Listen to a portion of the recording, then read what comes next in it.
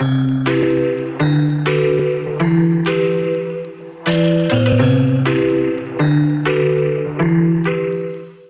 that, I'd like to introduce Emily Chee.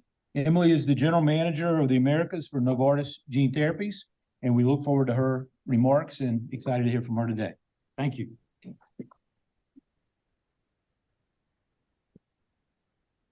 Good morning, everyone. It's very exciting to be here in Durham.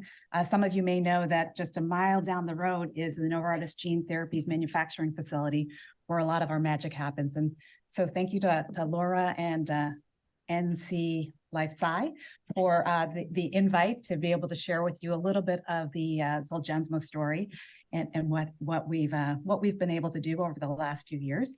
As well as to share some perspectives on the future of gene therapy, some of the challenges, but also some of the excitement that we anticipate with gene therapies this year and in the years to come. So Laura asked me to share a little bit of my background, so I'll actually just go to the next slide, please.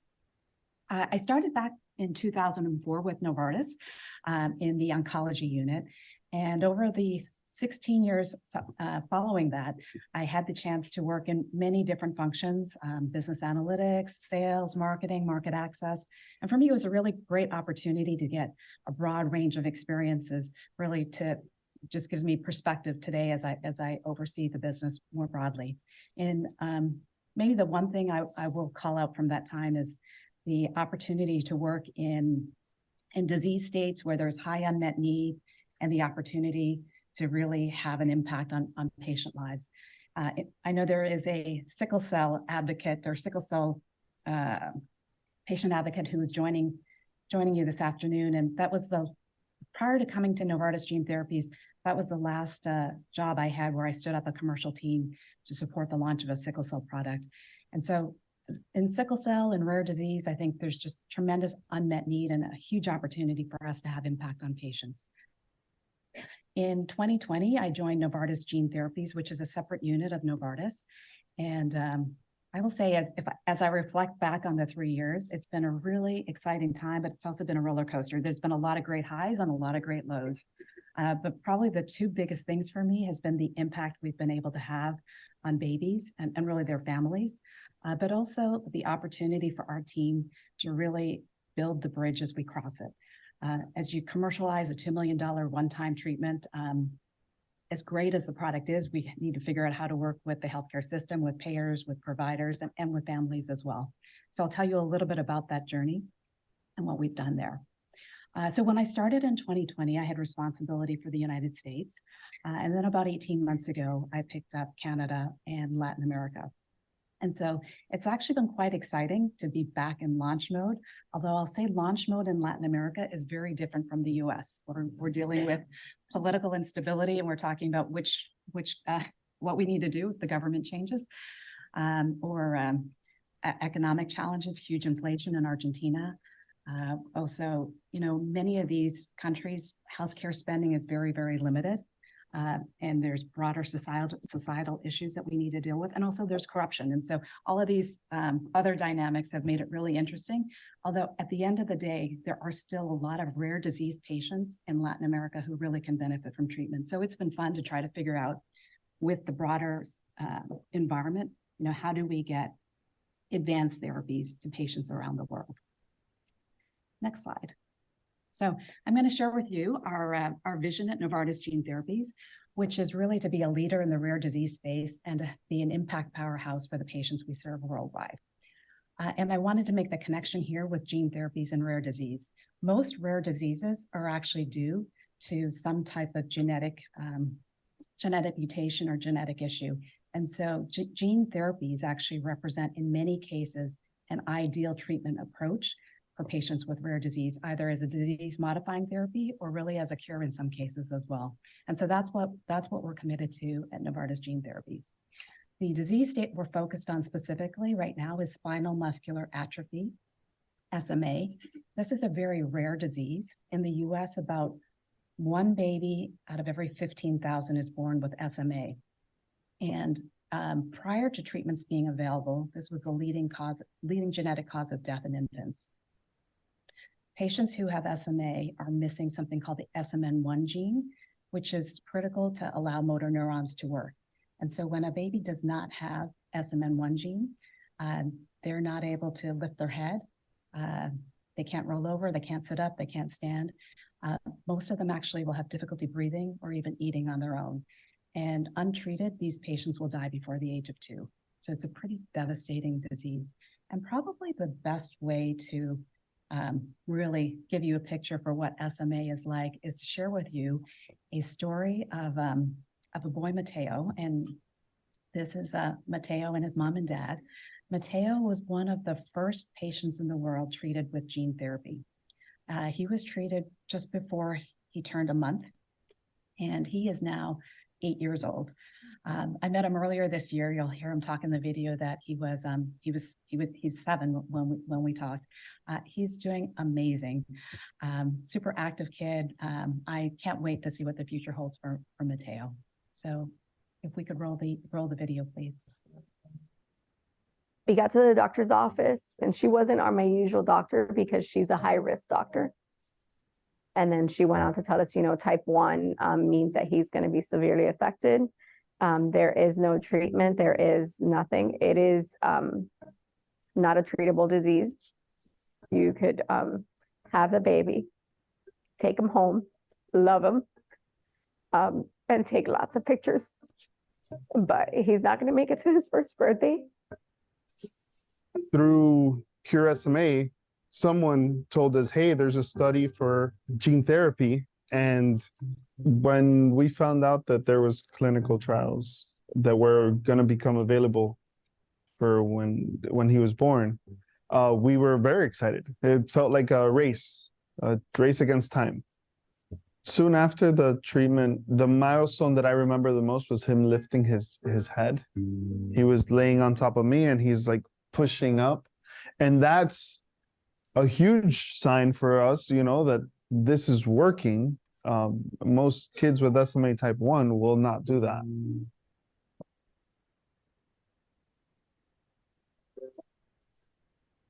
I am 7 years old.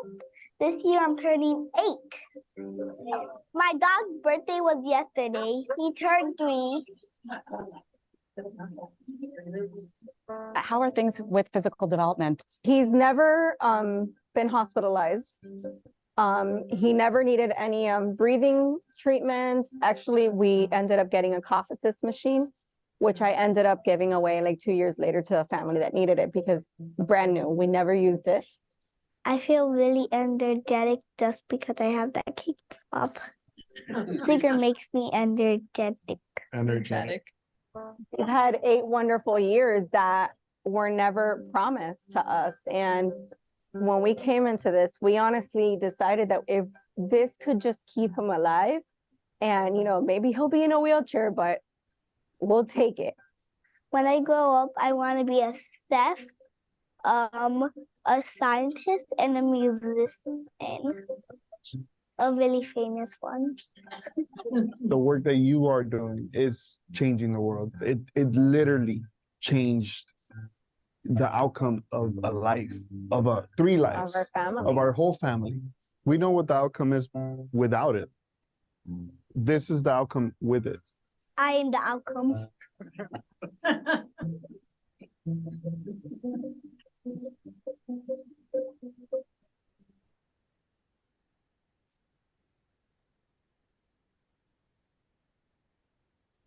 Really hard to follow that video, but I get goosebumps every time I watch it, and really for all of the patients that we have the opportunity to work with.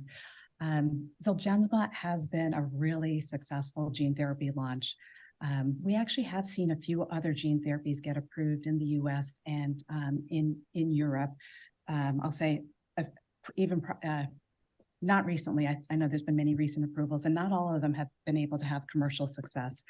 And I do want to take a few minutes to talk about some of the success we've had, but also what have been some of the key contributors to our success. So we got FDA approval back in 2019. Sorry, I'm just going to go back one slide for a minute. We got approval in 2019, so just over 4 years ago, and we've now been approved in over 50 countries worldwide. And we have treated over 3,400 patients. And this is across clinical studies. Also, we have a managed access program where we provide free drug as well as commercially treated patients. And when I think about what have been the key success factors for us, I think 3 have been really critical. So next slide, please. One has been manufacturing. Many companies have dealt with manufacturing challenges. A second one is patient access. And then the third is early patient identification. So I'll talk about all 3. So starting first with manufacturing, our Durham site here is one of the key elements to Zolgensma's success. Early last year, we got FDA licensure for the Durham site, and we are anticipating that by mid next year, we'll have all of our manufacturing out of Durham. So we do have a second plant in Libertyville, which is north of Chicago, but we are in the process of moving everything to Durham. And then the other thing I'll call out about our Durham site is that we have a technical research and development lab here, and the FDA has also approved this site to be a multi-product, to do multi-product production here. You may have heard other companies have had challenges with manufacturing, and manufacturing for gene therapies is a little bit different from the manufacturing a small molecule. So the way things work with gene therapies is what we do is we actually create a functional copy of the missing gene or the gene that we want, the gene that there's an issue with. And then we actually put it inside of a virus. It's actually a deactivated virus. And that serves as an envelope or vector to bring the gene into the body. And so the team is able to do that here in Durham. And actually what I think is really cool as well is that this team is continuing to look at how do we do it even better. So the process we have in Libertyville in Illinois is, we call it process 1.0. This site has actually already improved on that process with process 2.0, and they're already working on 3.0. And so I think this continuous commitment to how do we do it better is really, really exciting. And I think it's really will help us advance and make gene therapy more commercially viable. So we have a huge commitment to quality. This is a 24/7, 365-day operation. And none of this could be done without the employees there. So we have a team of 350 employees. I was sharing with a few people, that is a challenge, is getting good as workforce and getting folks in there. But they are an amazingly talented group. It's interesting, when I was there, just seeing many of them are also very young, and I know it's all relative, but I see how young they are. But they're all also from North Carolina, so they went to school, studied, and so really great to see the homegrown talent in the plant there. Next slide, please. So another challenge for us with gene therapies, and I talked to you a little bit about the fact that this is it's somewhat of a medical emergency. When babies lose the motor neurons, they don't regain them. And so we really want to get the therapy to the patient as quickly as possible. One challenge we face is that Zolgensma is customized for each individual baby. So depending on their weight, we put the kit together. So it's not something we can store at a hospital or store at a pharmacy. So when we get an order, the folks in Durham put together the Zolgensma kit, and then we ship it out to the hospital. And we commit to, if a physician calls us, within 24 hours, we will have the kit put together and at their hospital. And so I will share with you one challenge we've had as we've shifted the US operations from Libertyville to Durham, is that from Libertyville, we had access to O'Hare. And so more frequent flights and actually larger planes, sometimes the smaller planes, we have to store Zolgensma on dry ice. And some of the smaller planes are not so, they can't take the Zolgensma shipment. We have some great logistic partners who have actually set up shop here in North Carolina as well. And so for a good chunk of our East Coast business, they drive it overnight to make sure we have not missed a delivery to any hospital that's needed Zolgensma. And then if we're not able to get a direct flight, we will also charter a plane and get it out to our site. So I share that as one of the challenges we've dealt with as we've shifted to Durham, but it's one that I think the team has been really great in really dealing with and overcoming. So that's a little bit on the manufacturing side. Of course, we can produce great product, but if patients can't get access through their insurance to product, then it really is of no benefit. So I mentioned earlier, we've gotten approval in over 50 countries. We have access pathways in 39 countries, and we're actively working on getting access in the remaining countries. I have active negotiations going on in many of our Latin America countries right now. What I'm really happy to share, next slide, is that in the US, we have excellent access to Zolgensma, both from commercial payers as well as from Medicaid. And our business is probably 50-50 between commercial and Medicaid. It has been a journey, though, as we've shifted from chronic medication to a one-time treatment. This is a challenge for payers to think about, especially commercial payers. Many of you may have been in the situation where you've changed insurance, and so the lifetime savings that a commercial payer would have don't materialize if there's movement of members. One of the key things for us, we've had to really think and innovate with payers, has been to put skin in the game from our side. And so how that materializes for payers is really, we have what we call outcome agreements or value-based agreements. So the final price that a insurance company pays is really dependent on the outcome that the child has. And it's actually a model that we are utilizing worldwide as well. We've had very good success with it here in the US, and I anticipate that for most gene therapies, this will be the model that payers want to see. So the third thing I'll talk about in terms of our success is something that's referred to as newborn screening, and some folks may be familiar with this. When a baby is born, in the first or second day of life, there's usually a heel prick, and the blood is sent to a newborn screening lab. And depending on the state that the baby is in, they will be screened for a number of different diseases. Newborn screening is a state-run. It's a state responsibility. There is, though, there is a federal recommendation, something called RUSP, the Recommended Uniform Screening Panel.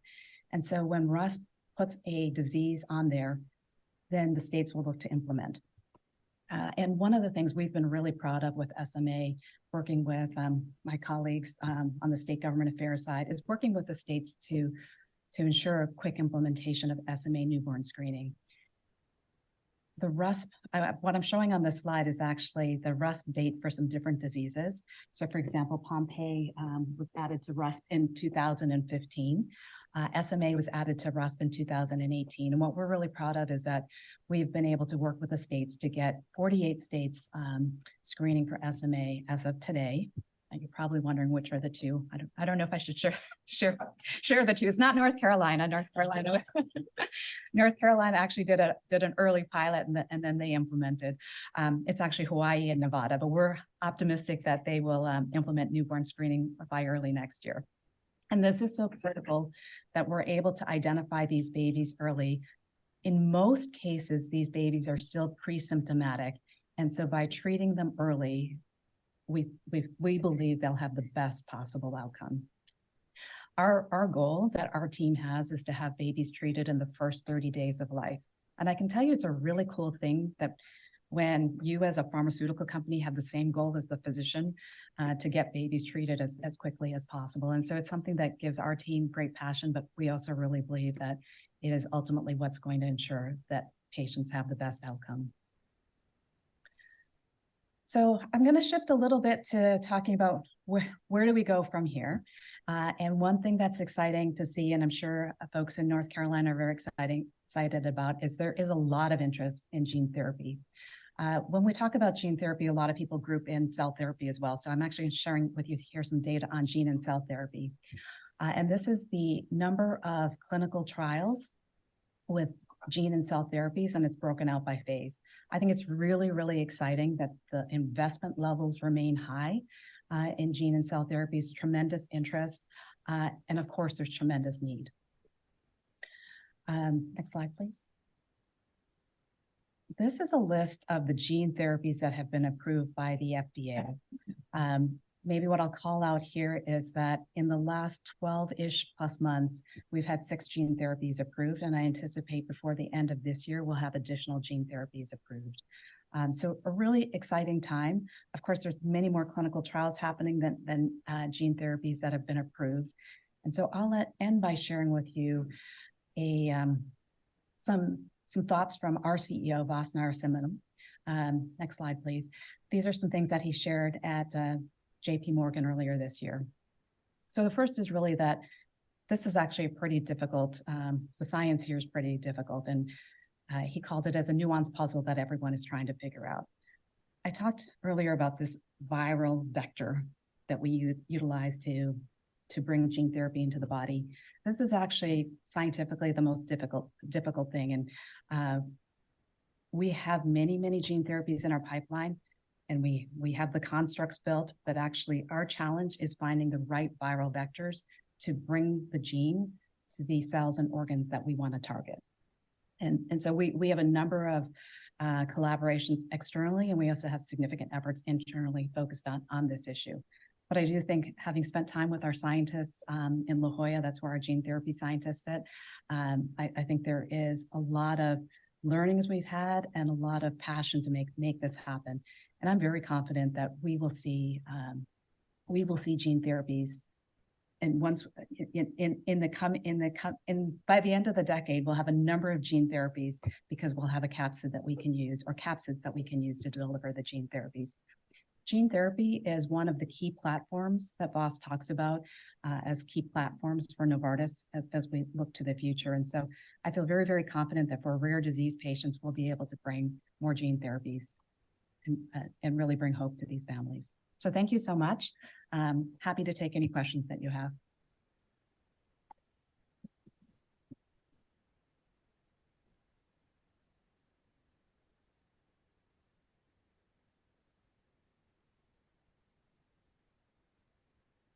Hi, Emily. Tim LaCroix, Lyra Health. First of all, thank you so much for what you and Novartis does. It's just really moving. Greatly appreciated. I'm curious, you put up the slide as it relates to newborn screening with a U.S. focus, of course. What are you finding in terms of your experience so far with Latin America, and I'm sure you're aware, rest of the world, as it relates to that, and obviously the role of the geneticists with young parents? So it's certainly been a challenge in Latin America, but let me just speak worldwide. So we have a number of countries, particularly in Europe, who have either have actually implemented newborn screening fully. Canada's at about 72% of newborns being screened. We anticipate by the end of the year, it'll be 100%. We're really down to Quebec in Canada that's missing. In Europe, it's actually been really interesting which countries. The UK, you would expect, would be up and running with newborn screening, but they're not. So it is quite different by country. In Latin America, the reason it's so difficult is that in the US, we have a newborn screening structure and platform and infrastructure. And so it's just a matter of adding a disease to that. When you go to Mexico, for example, 11% of babies have any type of newborn screening. And so it's a whole infrastructure that we're trying to build. I do think there's growing interest in it. And also the geneticists are playing a key part in actually advocating along with the patient advocacy groups. In Brazil, actually, if I think about Latin America, Uruguay may be the first country in Latin America that will see broad implementation of newborn screening. Brazil has passed a law already that by 2025, we'll see what actually happens, but that we would have newborn screening for SMA. So I'll say Latin America is definitely more challenging. Hi, Cheryl Rendelman. I run a ophthalmics consulting practice here. You answered my first question about the importance of the RUSP database. But I want to switch to the other end of the spectrum. What about older people and their diseases? What is the possibility of developing gene therapies for some of those diseases? And in particular, I'm thinking about diseases that affect vision. Thank you so much for that question. I'll try to. I think there's a few questions in there, and I'll try to answer all of them. But largely around older patients. So one thing I'll share with you first of all is that outside of the U.S., we actually have responsibility for Luxturna, which is a gene therapy to treat RPE65. It's a type of a type of blindness caused by a mutation in a very specific gene, although as you probably know, it's quite rare, probably 1 in 200,000 patients. And even then, 50% of those patients don't have enough viable retinal mass for us to treat. So more broadly in terms of gene therapy for older patients, I don't think we are limited by age. So SOD1, Alzheimer's is a space that we're looking at gene therapy for. What our focus has more been is finding where there is a gene mutation that we might be able to address with gene therapy. So it's not limited by age at all. I'm trying to think of some other good examples to share. Actually, even in the SMA space, I focus mostly here on what we call type 1 patients. There are actually type 2, type 3 patients, and some of these are older patients. We currently have a phase 3 study ongoing looking at treating older patients who have spinal muscular atrophy. So not limited by age at all. And the ophtho space is actually, I think, maybe an ideal space for gene therapy as well. Thank you very much.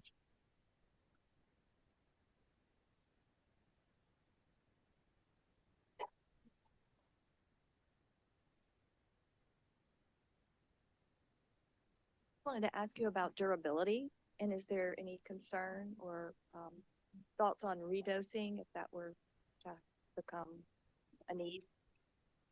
Really great question, and I know a lot of scientists and a lot of families think about that a lot.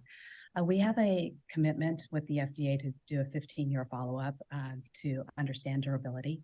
I don't have any answers for sure right now. We, with our initial studies that Matteo is a part of, we are at 7 years of follow-up, and we've not seen loss of motor function. But we need more time to really be able to answer that conclusively. Is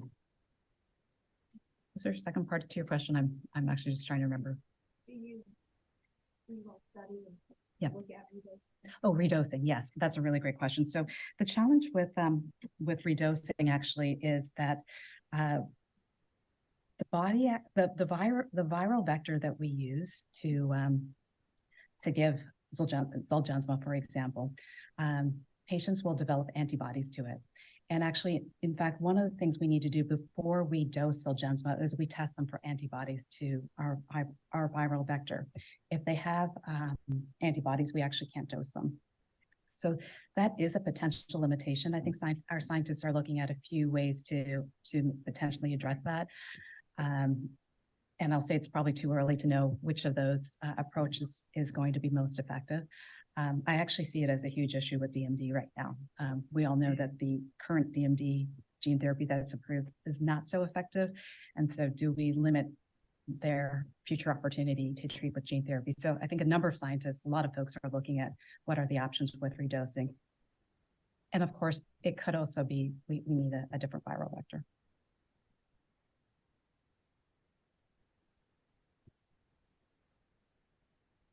Hi, Mapiller Don, MTS Sickle Cell Foundation. I was going to ask a question, but then you said antibodies. And a lot of sickle cell patients do have antibodies because they do blood transfusions. So is there a big push to try to figure that out? Because sickle cell is that area that we're looking at gene therapy for hope. So how big of a push is there to resolve this antibody issue? I'm so glad actually that you're at this session. I saw that you were joining the session later. So sickle cell is a space that I'm very passionate about as well. What I want to mention about the antibodies is it's very specific to the virus that, to the viral vector. And so there are numerous viral vectors that we could potentially use. And so when we're talking about antibodies, it's very specific to something. And so even though sickle cell patients may receive multiple blood transfusions and have antibodies to many different things, it doesn't mean that they're going to have a higher likelihood of having antibodies to the particular viral vector. I'm actually very optimistic on gene therapy for sickle cell disease. I think we may see some later this year. Okay, thank you.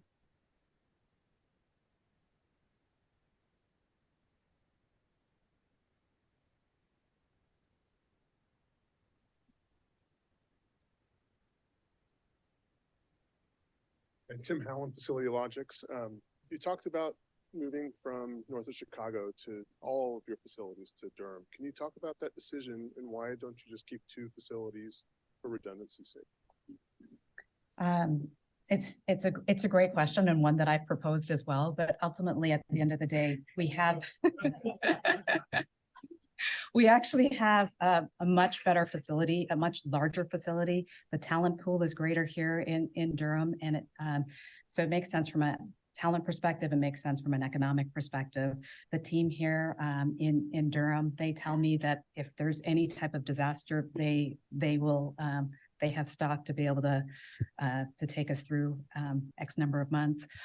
So I have a high confidence in our Durham team, but there's really no need for us to have the multiple plants. We actually started with the multiple plant idea because with a cell therapy product that Novartis has, we actually ran into some manufacturing challenges, and so we thought we would start that way. But as we've now had experience with Durham, we have high confidence that the single site makes the most sense and that we're going to be able to produce for the worldwide market from Durham.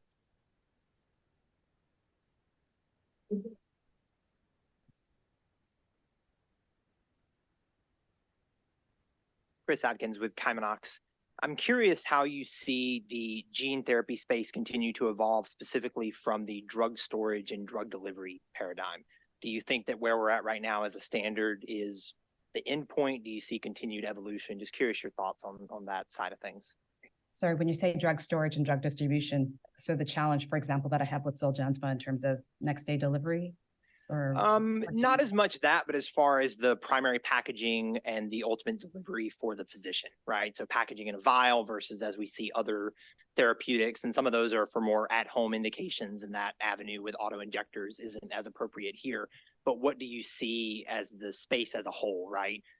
Evolving in that space? Do you think where we're at right now is appropriate from the technologies that are available and what most therapies are delivered in, or do you see further evolution happening in that way? So it's not a topic that I've spent a lot of time thinking about. I'll start with that. I think and this is just really the perspective and thinking about the disease states that we're focused on.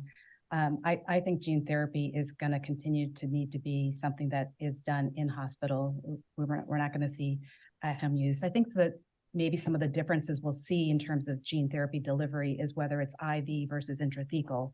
That's probably the biggest avenue that I could see that there might be some differences, and I don't know necessarily that one is better than another, but we'll see that. Beyond that, I'm not sure that I can anticipate what changes we might see there. Thank you.